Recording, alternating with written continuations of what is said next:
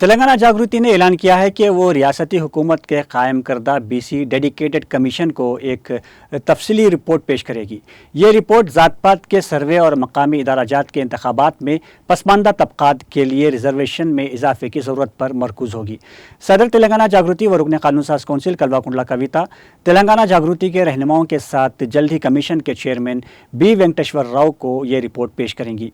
اس ضمن میں رکن کونسل کویتا نے جمعہ کے روز اپنی رہائش گاہ پر تلنگانہ جاگرتی کے رہنماؤں اور اہم کارکنوں کے ساتھ ایک اجلاس منعقد کیا۔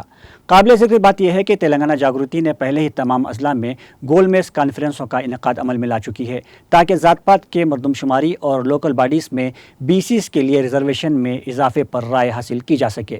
ان کانفرنسوں میں بی سی تنظیموں کے رہنما، دانشور، صحافی اور دیگر اہم شخصیات نے شرکت کی اور اپنی آراء پیش کی۔ ان مشاورتوں کی بنیاد پر تلنگانہ جاگرتی نے ایک جامع ضلع وار رپورٹ تیار کی جس میں بی سی رہنماؤں، ماہرین تعلیم، دانشوروں اور دیگر ماہرین کی رائے شامل کی گئی۔ اجلاس سے مخاطب کرتے ہوئے ایم ایل سی کویتا نے اس بات پر زور دیا کہ سماج کے کمزور طبقے خاص طور پر بی سیز اب بھی تعلیم اور روزگار کے شعبوں میں ناکافی نمائندگی کا شکار ہیں۔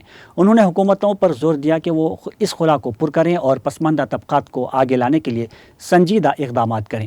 کویتا نے مزید کہا کہ بی سیز کی سیاسی نمائندگی کو مضبوط کرنے کی ضرورت ہے۔